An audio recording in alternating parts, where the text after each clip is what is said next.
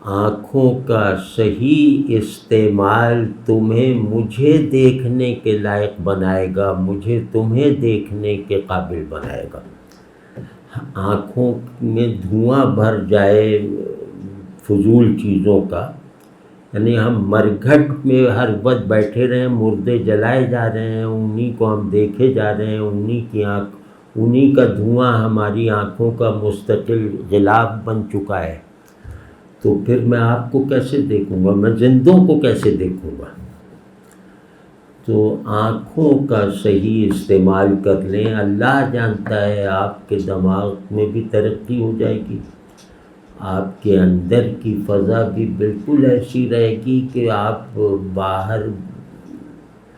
باہر جھانکنے کے لیے آپ کو تکلف کرنا پڑے گا۔ تو آنکھوں کا استعمال صحیح کریں۔ تو اس سے اللہ نے چاہا تو معاشرت اپنی آئیڈیل اسٹرکچرنگ کا آغاز کر دے گی۔ ہم سب یہ طے کر لیں، یہاں آنکھوں کا استعمال صحیح کرنا ہے، ذہن کی غلطی درست ہو جاتی ہے، عمل کی کوتاہی درست ہو جاتی ہے، اور ان کی رینج اتنی زیادہ نہیں ہے اثر کی، کیونکہ دماغ سوچے جا رہا ہے تو یہ یہاں سے نیچے اس کا اثر نہیں ہوتا، ورنہ تو ساری دنیا پاگل ہوتی۔ اگر دماغ کے خیالات کا اثر آدمی پہ ہوتا تو ساری دنیا پاگل ہو جاتی، کیونکہ سبھی وہ ہوتے جو وہ نہیں ہیں۔ تو اسی طرح عمل غلط ہو گیا، بس ٹھیک ہے، درست کر لیا، فہم میں غلطی ہو گئی، بس کسی سے پوچھ کے ٹھیک کر لی۔ لیکن آنکھوں کے ذریعے سے آنے والی چیزیں، ان کو انڈو کرنا، ان کو اپنے باہر خارج کرنا، ان کو بے اثر اور غیر مؤثر رکھنا، یہ سب سے مشکل کام ہے، سب سے مشکل کام ہے۔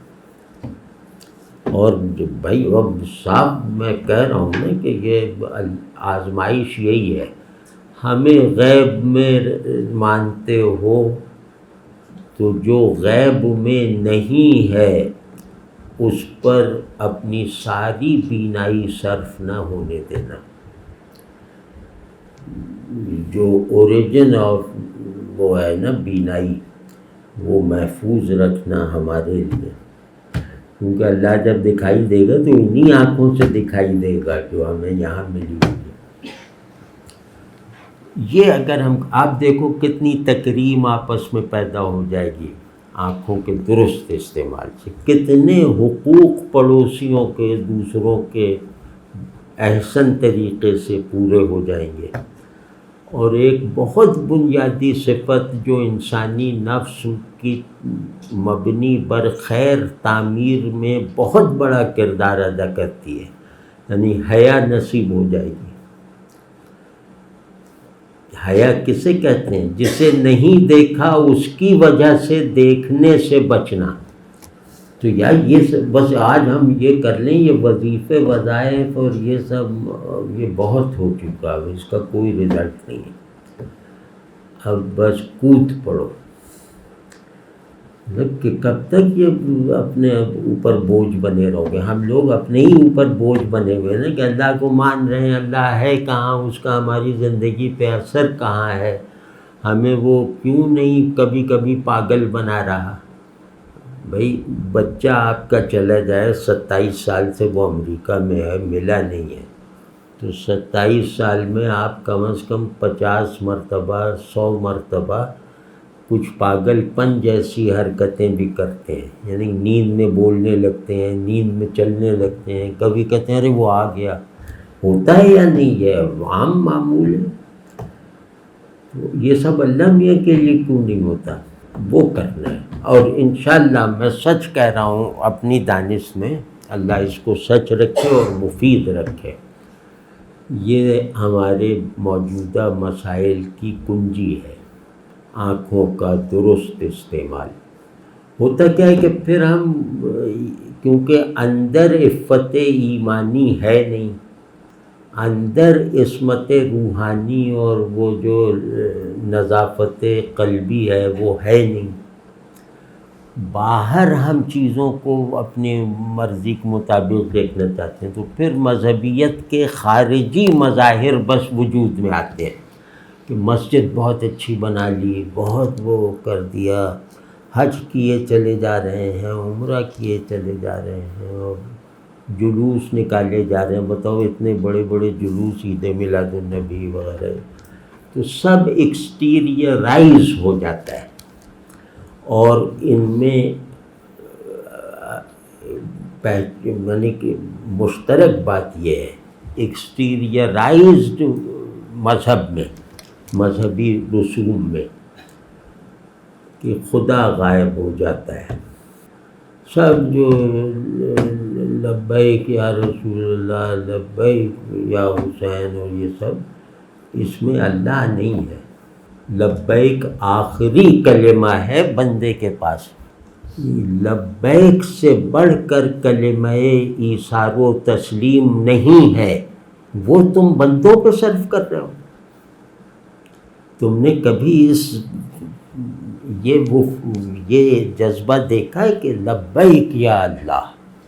وہ کہیں گے تو وہ ایسے لبیک یا اللہ، لبیک یا اللہ، اور یہ پورے ردم میں کہیں گے، ایسا لگتا ہے جیسے کسی کمپوزر نے یہ نعرے بنائے ہیں، پورے ایک آہنگ اور یہ اور وہ پورا۔ تو بس خدا کو چھوڑے رہو، ان سب چیزوں کو اپنا پردہ بنا رہو۔ خدا کو چھوڑنے کی ایک بہت باریک نشانی بتا رہا ہوں کہ وہ خدا سے محبت ذمہ داریاں لاتی ہے نا، تو اس سے بچنے کا سب سے آسان طریقہ یہ ہے کہ اللہ کے محبوبوں کا نام استعمال کرتے رہو۔ ظاہر ہے امام حسین ہوں، رسول اللہ صلی اللہ علیہ وسلم، یہ سب اللہ کے انشاءاللہ یقینی محبوب ہیں، اور یا حسین یا رسول اللہ یہ سب کرتے رہو، تو اللہ سے محبت کا فقدان گلٹ نہیں بنے گا۔ یہی کیے جا رہے ہیں، اللہ کہاں رہ گیا ہے؟ مطلب جتنا اہتمام ہم رسومات میں، جتنا مجاہدہ بعض رسموں میں کرتے ہیں، اس مجاہدے کا 1,00,000 حصہ ساری زندگی خدا کے لیے نہیں کیا۔ تو اب کہیں سے تو بھائی اپنے آپ کو بدلنا ہے نا۔ اب یہ وہ ہے، وہ ہے، یہ سب مسئلے اب بہت پرانے ہو گئے، اب سبھی یہ ہیں اللہ سے بھاگے ہوئے۔ تو خیر آج بھائی بھی ایک پیغام یہی دینا تھا کہ آنکھیں اچھی رکھو۔ وہ بابا ظہین شاہ تاجی ہمارے بزرگ تھے، ان کا ایک شعر ہے، ذہین اللہ والے چومتے ہیں میری آنکھوں کو، ذہین اللہ والے چومتے ہیں میری آنکھوں کو، محبت نے عطا کی ہیں مجھے وہ پاک بین آنکھیں۔ پاک بینی یہ دنیا میں تمام اعمال کی بنیاد ہے، یعنی عمل صالح کا آغاز و اختتام دونوں پاک بینی پر ہوتا ہے۔ پاک بینی کی مشق کرتے ہوئے صالح بنیں گے، گناہ سے بچیں گے، اور انشاءاللہ کوئی ایک وقت آئے گا کہ اللہ کی توفیق سے پاک بینی عادت بن جائے گی۔ بس شروع یہاں سے ختم، یہاں پہ بس تزکیہ یہ ہے، پاک بینی جس کو نصیب ہو گئی اس کا نفس مزکہ ہے انشاءاللہ۔ تو خیر آخر میں آج آنکھ کا ذکر آتا ہے نا، تو بہت سارے تصورات اور خواہشات بھی بیدار ہو جاتے ہیں۔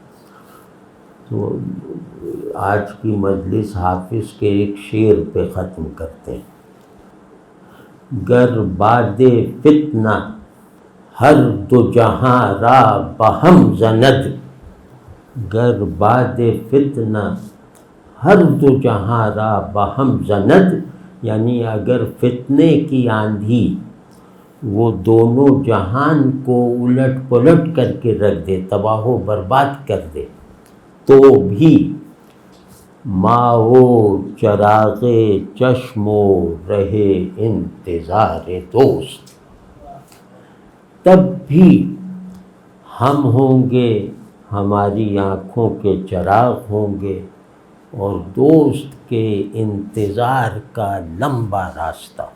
یہ ہے مومن بالغیب۔